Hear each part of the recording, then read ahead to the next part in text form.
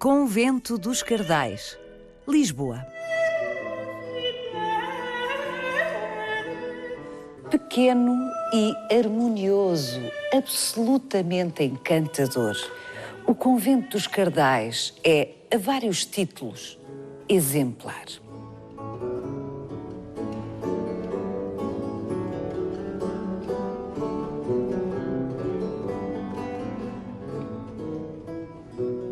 Um dos raros edifícios históricos de Lisboa que saíram quase incólumes do grande terremoto de 1755.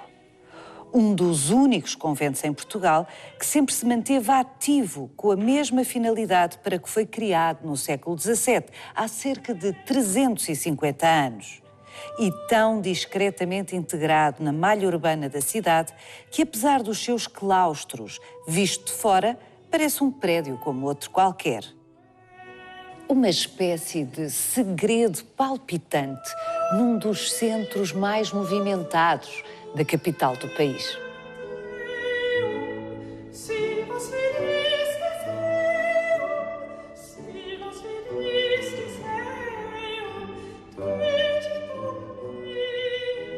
O Convento dos Cardais foi fundado em 1681 pela senhora Dona Luísa de Távora. O seu túmulo apresenta, aliás, o único brasão dos Távora que escapou ileso à perseguição que mais tarde Marquês de Pombal haveria de mover a esta família.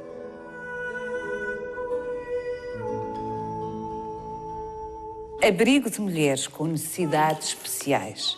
O Convento dos Cardais é um museu vivo. As freiras dominicanas e as suas protegidas que aqui habitam vivem no meio de azulejo, pintura, talha dourada, escultura, arte portuguesa do século XVII e XVIII, do melhor que alguma vez se fez. Vai querer saber mais? Venha connosco nesta visita guiada.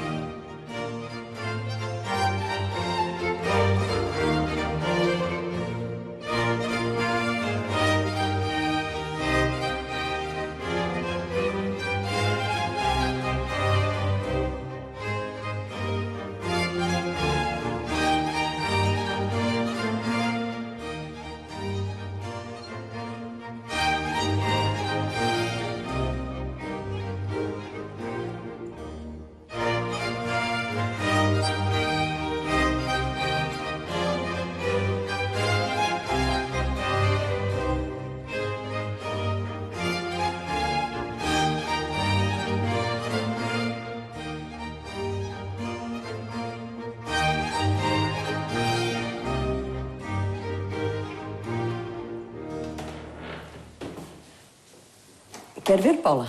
Eu quero. Vai se surpreender. Repare, Paula, que este armário poderia ser um armário de uma casa normal.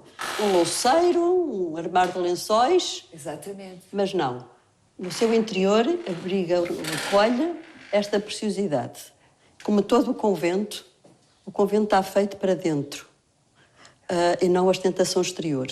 Sim, por fora é discretíssimo. Discretíssimo. Isto obedece ou tem a ver com aquela ideia de que o interior é que tem valor. O exterior são aparências. O interior é mais a vida. Este armário, como lhe digo, é um armário fabuloso, é talvez das melhores peças da casa.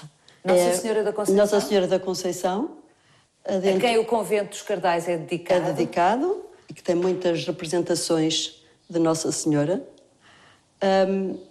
Num nicho com ouro policromado e brunido, que é lindíssimo, com a Santíssima Trindade, o Pai, o Espírito Santo e o Filho, Nossa Senhora está grávida, a serpente, o Senhor da Conceição, e Nossa Senhora está em cima do mundo, em forma ovuloide, em forma de ovo, de vida. É espantoso. De vida, não é? De vida, de vida.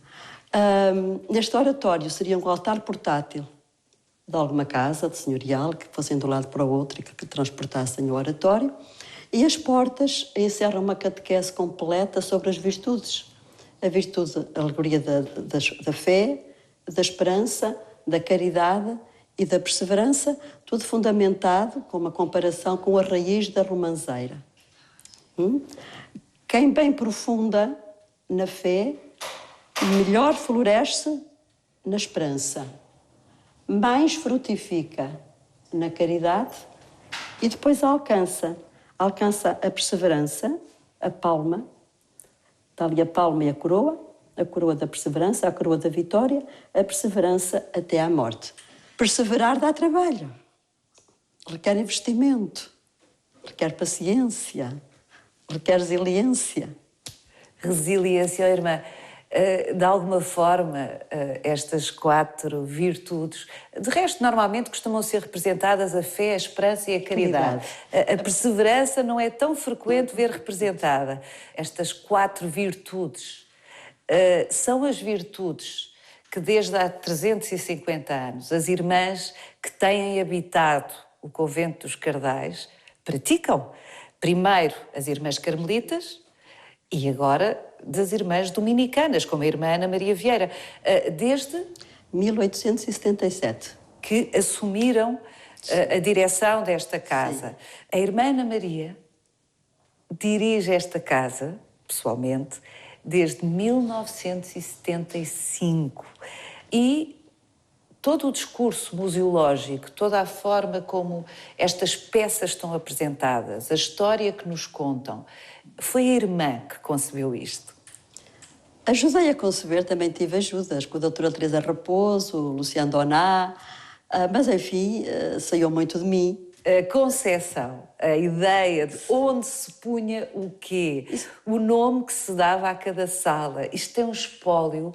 O Convento dos Cardais, volto a dizer, ninguém diria por fora, no coração mais movimentado da cidade, tem um espólio absolutamente extraordinário. Vou pedir à irmã que nos mostre algumas das peças obrigatórias de se atender aqui, sendo que o embaraço é o da escolha.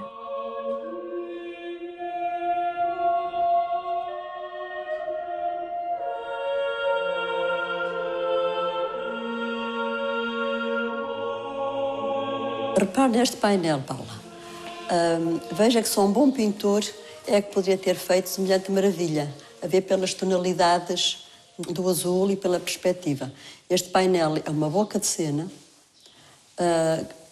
com Nossa Senhora da Conceição a ser coroada como Rainha da Paz, a Oliveira, e como Rainha dos Mártires pela Palma.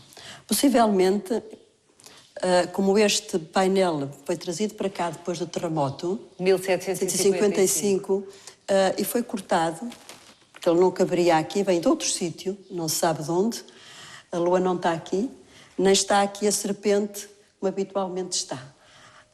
O que é que a serpente significa? A tentação, o pecado, mas depois vamos ver outras situações dessas aqui no convento, muito engraçadas.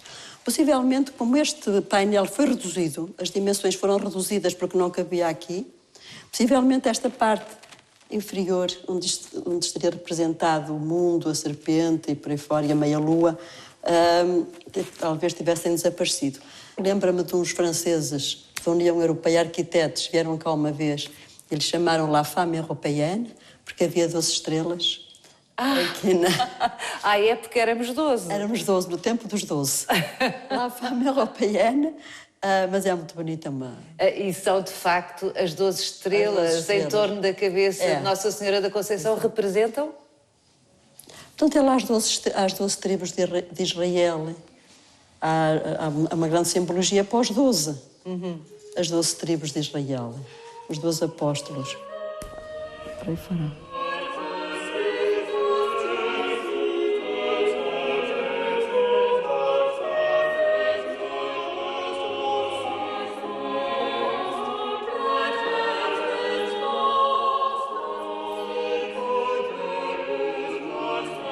Vou-lhe mostrar outro tesouro.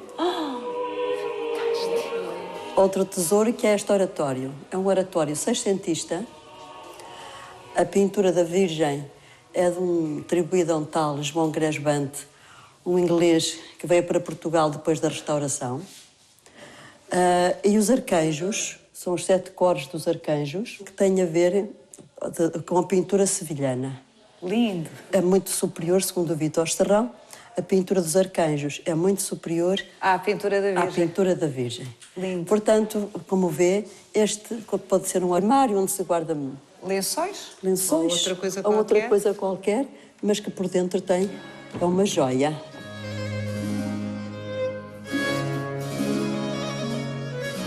Irmã, uma das singularidades do Convento dos Cardais é que o seu edifício é rigorosamente ou praticamente igual desde há 350 anos, quando foi fundado.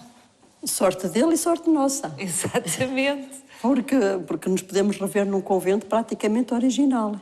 Exatamente. O próprio chão, esta tijoleira lindíssima, que muita gente inveja, tem a patina de 300 anos, 350 anos. O teto, a mesma coisa, arranjado de vez em quando, substituído a uma tábua ou outra. As celas, com a altura que têm, não foram abertas portas para serem mais altas, exatamente como eram as celas, os oratórios a pontuarem o corredor dos dormitórios. Portanto, tudo isto confere a este convento uma singularidade que não se encontra, creio eu, em muitos sítios. Que está tudo é absolutamente extraordinário e tão bem cuidado. Bom, é isso também é devido ao facto de nunca ter estado desabitado, esteve sempre habitado e sempre por irmãs, ainda que agora acompanhadas de outras pessoas claro, que cuidam, que as irmãs cuidam. E precisamente aqui está uma imagem, a imagem de Nossa Senhora dos Aflitos, que foi doada recentemente ao convento, mas que é uma imagem também secular, não se sabe nada sobre ela, não é? O doador ofereceu esta imagem como reconhecimento dessa entrega e desse dom que ele achava que se praticava nesta casa. E quis que esta imagem ficasse no corredor principal do convento para acolher quem entrasse. Oh, irmã, uma das coisas comoventes, porque essa é a expressão aqui no Convento dos Cardais, é a escala que convida à intimidade, não é? Repara, era um convento de clausura, em que o silêncio ocupava o espaço todo, se quisermos. A oração também. O número de religiosas era pequeno, 21 ao máximo. E, por outro lado, é um convento feminino. E, portanto, os aposentos são pequenos, as celas eram pequenas, o refeitório era pequeno, tudo tem uma escala pequena. Mas, por falarmos em pequeno, temos ali a capelinha de São José, que é o expoente máximo dessa intimidade, que era um oratório absolutamente intimista e que é realmente uma dimensão tão humana, que é o símbolo deste convento em termos de intimidade, em termos de uma certa pequenez, que envolve, de uma certa humildade também, porque está decorado com peças muito simples e muito baratas, se quisermos, em termos de materiais. É uma capela muito simbólica e que nós gostamos muito ainda hoje. É uma capela deliberadamente modesta.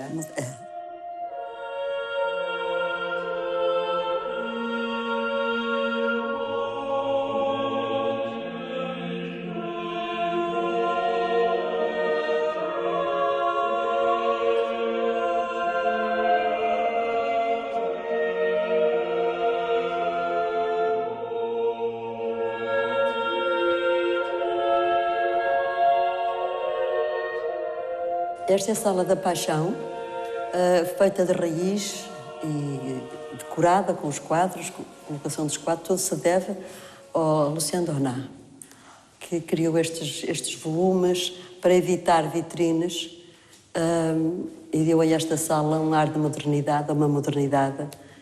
Realmente, irmã, aqui há só do melhor. Lucien Donat, de facto, era um arquiteto de interiores com sentido cenográfico absolutamente extraordinário. Eu não sei se haverá do melhor, mas do melhor bom gosto, há. Isso não tenho qualquer dúvida.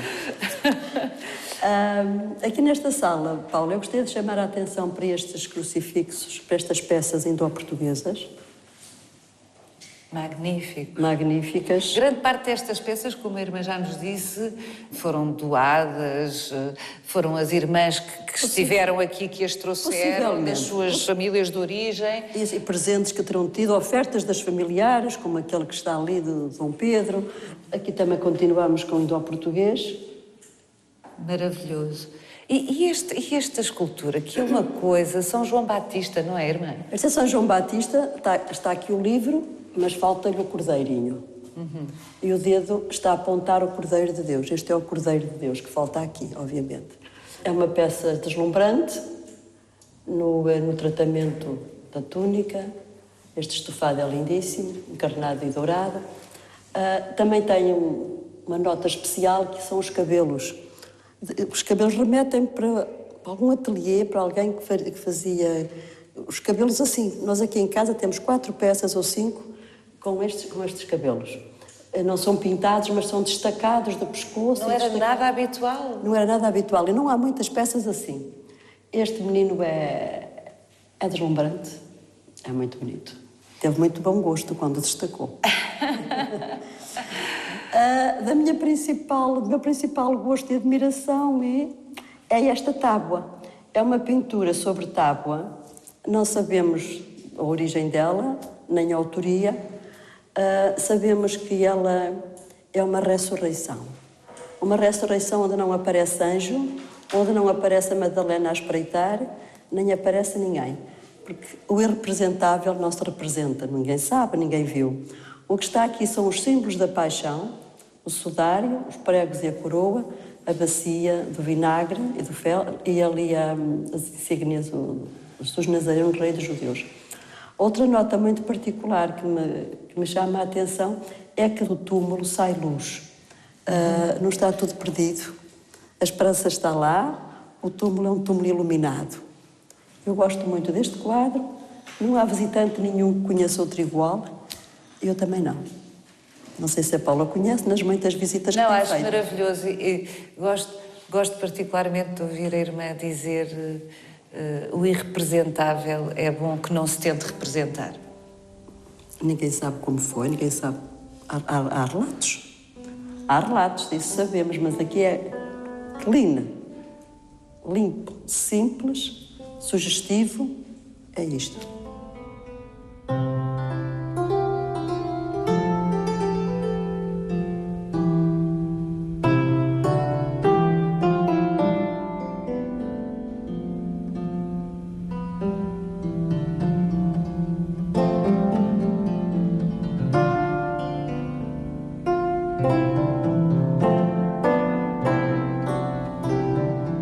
Repare, Paula, nesta maravilhosa pintura holandesa, século XVII, que representa uma cena familiar, íntima, da Sagrada Família.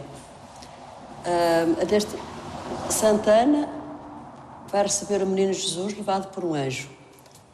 Nossa Senhora cose-lhe a camisinha para o banho, porque está ali uma sais-femme, com a lavanda, está ali um anjo com o gomele. Aqui está o berço, e o cesto da costura. E cereja no bolo é o andarilho.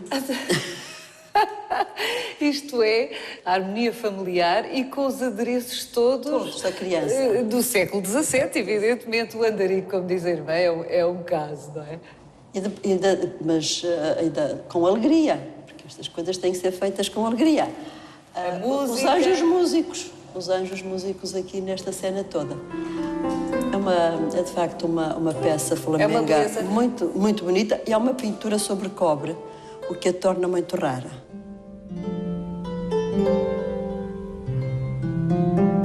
Menino Jesus da Abundância é o nome desta peça. É linda, irmã, muito surpreendente. Às vezes confundo as pessoas e parece alabastro. Vem-me dizer que é o Menino Jesus em alabastro. Eu tenho de dizer que não é, que é em cera. Mas o que torna a maquineta e a peça mais insólita ou mais rara é o título, Menino Jesus da Abundância. Bonito, não é? É lindíssimo. E então o menino está rodeado de frutos das mais variadas espécies. E é exatamente, remetendo para essa ideia da abundância. Da Eu nunca tinha visto nada assim, confesso. Não é uma representação muito frequente, nunca pois vi não? Também nunca vi. E as pessoas que vêm cá também são muitas. E também ninguém diz que vi aqui, ali, lá. Ninguém viu também. É inédita do acervo do convento. Como eu disse no início, irmã, o embaraço nesta casa é o da escolha. Há tantas peças tão interessantes e cada uma conta uma história, mas esta... Está virada para esta. Tem razão, tem razão. É das melhores peças do convento, das melhores pinturas, das melhores peças do convento. É uma pintura, tem 5 metros. Ela estava colocada na boca do altar-mor, era amovível. É uma pintura rara, porque é uma pintura feita em parceria com 2 grandes pintores, André Gonçalves e Vera Lusitano. Vera Lusitano terá feito o risco e André Gonçalves pintou. A Nossa Senhora da Conceição, com o manto aberto, retomando o tema Mater Omnium, a mãe de todos, aqui concretamente está a proteger a Ordem Carmelita. Santa Teresa d'Ávila e as suas irmãs, e São João da Cruz, ou Santo Elias, com aquele facho de fogo, com a espada de fogo que é típica de Santo Elias. Nossa Senhora da Conceição, com a lua debaixo dos pés, a serpente e a maçã, em cima as 12 estrelas, o Espírito Santo e o Pai. Aqui, Nossa Senhora está aqui com uma certa largura, tanca. Nossa Senhora é uma senhora do ó também. Está grávida. Está grávida.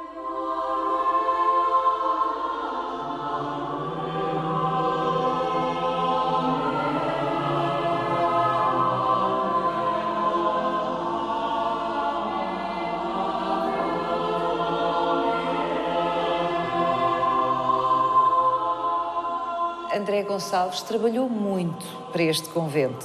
Vamos até à igreja. Vamos até à igreja. Está bem, Paulo.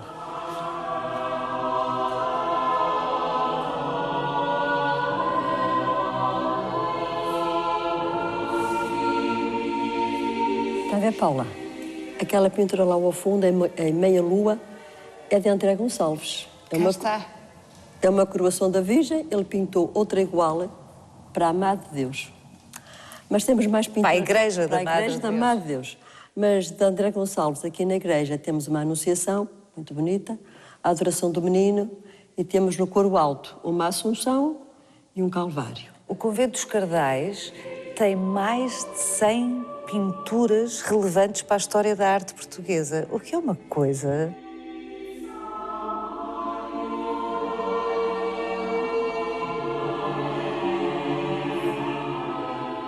Outra das raridades desta igreja são os azulejos holandeses. Aliás, os Cardais, o Convento dos Cardais é um caso de estudo para a azulejaria, não é? É, sim, senhora. Porque permite comparação facilimamente entre o que é a azulejaria portuguesa e o que é a azulejaria holandesa. São a última encomenda de azulejos holandeses. Foram os últimos a ser desalfandegados, porque um decreto proibia a importação de azulejos como forma de proteger a produção portuguesa. Estes azulejos têm a característica, ou a mais-valia, de estarem assinados. Exatamente. Jan van Noort, Amsterdão Facet. Não há assim tantos azulejos assinados sobre os holandeses. O que é que contam estes azulejos? Contam a vida de Santa Teresa d'Ávila. Toda a volta da igreja contam a vida de Santa Teresa d'Ávila. São azulejos, como lhe disse, holandeses, muito despojados, com o Delft, a cor Delft, o azul de Delft, que é inimitável e que é típica. Depois repare que o sombreado é conseguido com pequenos tracinhos para sair de uma gravura.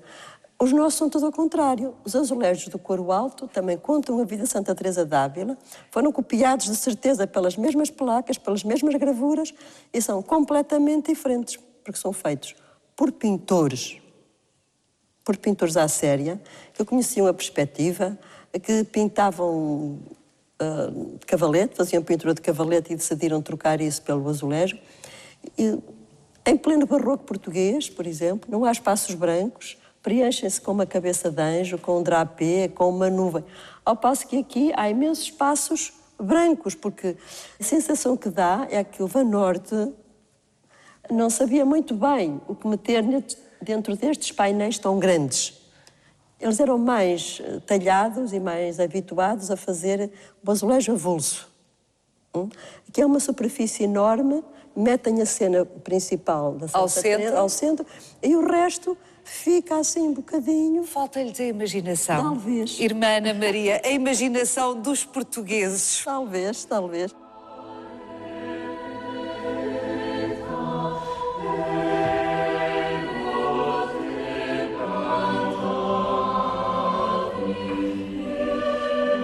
Irmã, uma das coisas maravilhosas aqui é que, não obstante esta igreja e este convento cumprirem absolutamente o programa pós-tridentino, discreto por fora, sumptuoso por dentro, esta sumptuosidade dos cardais não esmaga.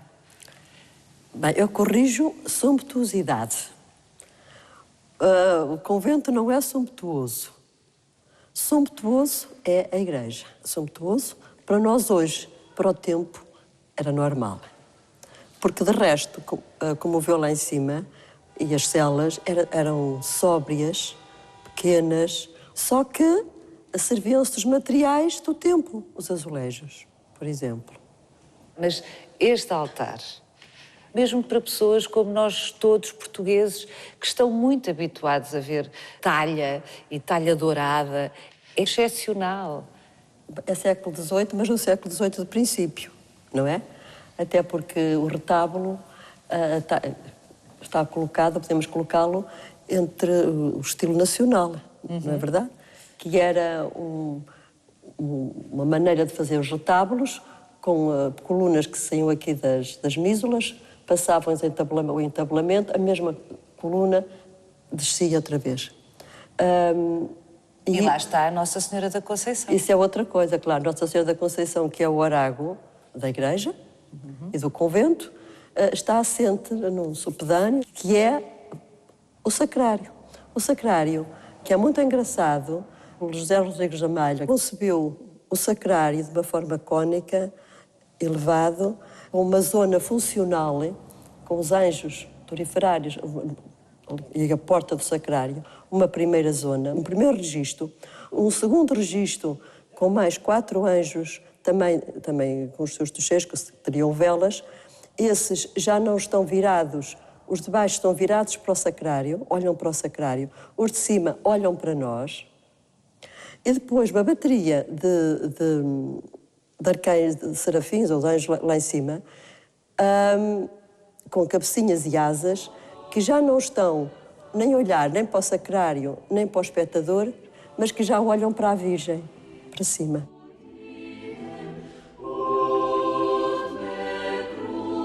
Depois mais aqueles 2 anjos ao lado, 2 anjos tocheiros, que são uma beleza. E tudo isto com velas ajudava a iluminar o altar, a valorizar mais a Virgem, que é lindíssima, de uma serenidade extraordinária. Há um aspecto que para mim se destaca de todos os outros, se calhar é uma tontice minha ou não. É capaz de não ser. Não será, com certeza. Estes embutidos, como é que é possível? Isto é tudo mármore. Parece uma pintura, e é uma pintura com mármore, mas é entalhado, embutido. Faz a sua admiração e a mim também me fascina igualmente como assim. A mim transcende-me o cesto. O cesto? As sementes, a alcachofra. Tudo isto me transcende. E saber também que a pedra é toda portuguesa, que a pedra é toda nossa. E ponha-me a ver este amarelo torrado. Que beleza! Isto foi um senhor responsável por este, aliás, creio que em todo o país, que é João Antunes. Tinha um ateliê que fazia. Não sei se conhece o túmulo da Santa Joana em Aveiro. Muito bem. É todo nisto. Ah!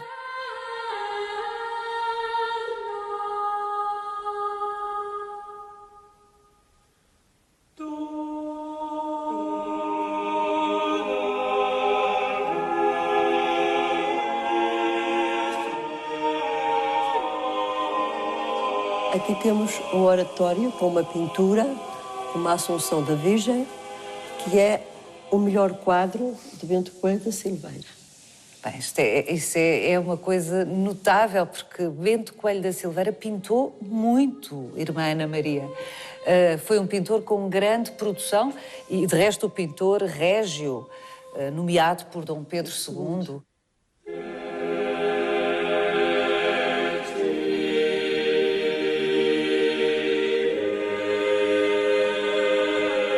Bento Coelho da Silveira foi contemporâneo da edificação desta casa e, naturalmente, contemporâneo da fundadora deste convento, o Convento dos Cardais, Dona Luísa de Távora.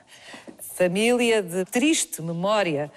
Mas a Dona Luísa de Távora ainda estava muito longe das perseguições que o Marquês de Pombal haveria de mover à sua casa. A Dona Luísa de Távora, que depois do marido morrer, ingressou no convento de Santo Novo, decidiu sair dele, tomar esta empresa em mãos, conseguiu as licenças necessárias para a fundação do convento a partir do rei, de Dom Pedro II, que não era fácil conceder, tinha que ter o convento feito, ter as oficinas prontas, a ter uma renda suficiente para a comunidade e para pagar aos capelães, mas a Dona Távora já tinha tudo isso previsto e, quanto a isso... Ela era muito devota de Santa Teresa da Ávila. Exatamente. E então fundou este convento para carmelitas, para o qual veio ele e algumas irmãs de outros conventos para formar o núcleo inicial da comunidade, vieram para cá na noite de 7 de dezembro. De 1681. Se algum convento tem data exata de nascimento, é este. É este, que foi um convento onde ela viveu, não professa, mas... recolhida? Mas recolhida. Não professa, mas recolhida. Morreu com 82 anos. E aqui está sepultada? Aqui está sepultada. Creio que num lugar onde ela quis sempre estar, onde ela quis morrer também, ficar.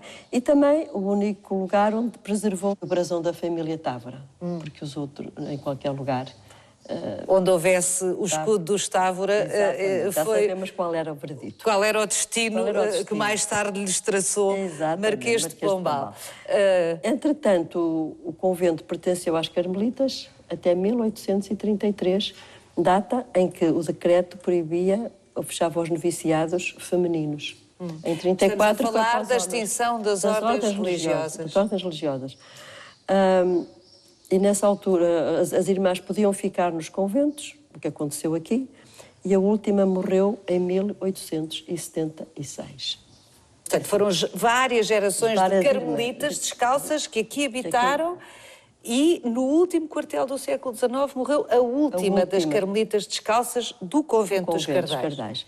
Portanto, tudo pareceria que o convento ia ter um fim como os outros, mas não teve. De abandono. De abandono, de lapidação, de roubo, não teve. E não teve porquê? Não teve porque nessa altura havia uma associação, já de longa data, que se ocupava em bairros de trabalho de cuidados domiciliários e que pediu este convento para um asilo de cegas. Entre as pessoas que influenciaram muito depois a aquisição do convento foi a Ana Isabel. Mas depois, quem é que viria tratar das cegas? Também era outra questão que se põe. Meter pessoas dentro de uma casa, é preciso tratar delas. Também havia algo muito fresco e muito novo e muito clandestino. Sobre tudo isso, e muito clandestino. Que eram uma congregação de irmãs dominicanas portuguesas clandestinas. Mas porquê clandestinas? Por causa da perseguição. Exatamente. Porque as coisas não acabaram ali. Não acabaram em 1833, 34. Não. A coisa prolongou muito. Então, a Teresa Saldanha fundou essa congregação e as irmãs, que já faziam também esses serviços em bairros, vieram para cá tomar conta das cegas, tomar conta da casa. Esta casa teve ainda de sobreviver a outra fase histórica terrível para as ordens religiosas, depois da extinção das ordens, a Primeira República, o período da Primeira República. Foi difícil porque, de certa maneira, foram mais grosseiros os republicanos que os liberais. Porque na República as irmãs tinham que sair dos conventos. Iam jipes buscar as irmãs às casas religiosas e levavam-nas para o Arsenal da Marinha. E do Arsenal da Marinha iam escoltadas, umas para o norte, outras para o sul, outras não sei para onde, que assim entendessem. As irmãs daqui também foram para o Arsenal da Marinha. Já as dominicanas? Já as dominicanas. Estiveram lá 2 dias. Puseram aqui funcionários dos hospitais civis. Mas parece que as cegas choravam tanto que causavam muito incômodo. E então mandaram as irmãs, permitiram que as irmãs viessem para cá. Regressassem à casa. Mas com uma recomendação, que rezassem baixinho.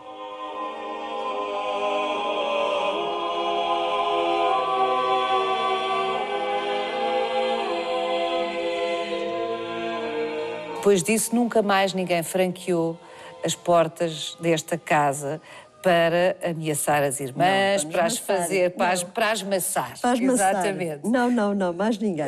A partir daí, tudo tranquilo. Tudo tranquilo, eu acho que as pessoas nos respeitam imenso o que fazemos, respeitam imenso o modo como fazemos. O facto do convento estar sempre habitado por alguém que não roubava, que não dilapidava, que não desviava. Faz que estejam cá as coisas todas. Em 1910 foram só 2 dias. Também não deu grande tempo. 2 dias em que tiraram daqui as irmãs. As irmãs também não deu grande... De maneira que tudo isso concorreu para que o convento seja único.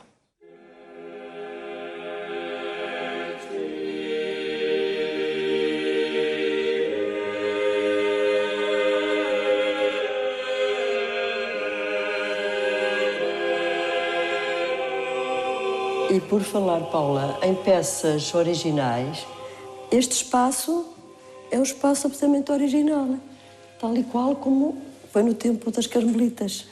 As mesmas mesas, o mesmo chão, o mesmo teto. Não direi todos os quadros que estão aqui, mas seguramente alguns destes quadros aqui também. Por isso, está a ver que... É muito comovente pensar nisso, irmã. Pensar que nesta mesa... madeira é sucupira, Sucupira vermelha, sim. Nestas mesas, nestes bancos, este chão... Foi pisado por gerações e gerações de religiosas que tinham uma expressão... escreviam sobre si, as carmelitas, uma expressão muito curiosa.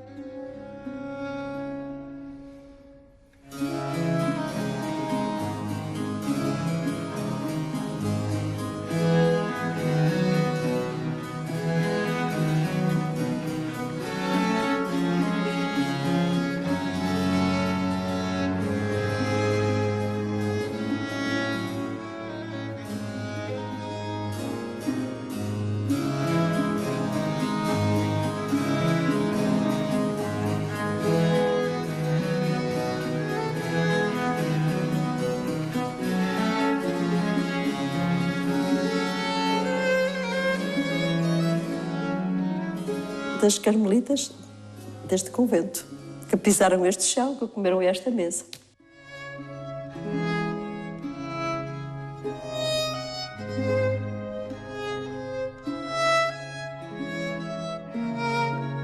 Siga-nos no nosso sítio e na nossa página de Facebook, onde encontra este e os outros episódios do Visita Guiada.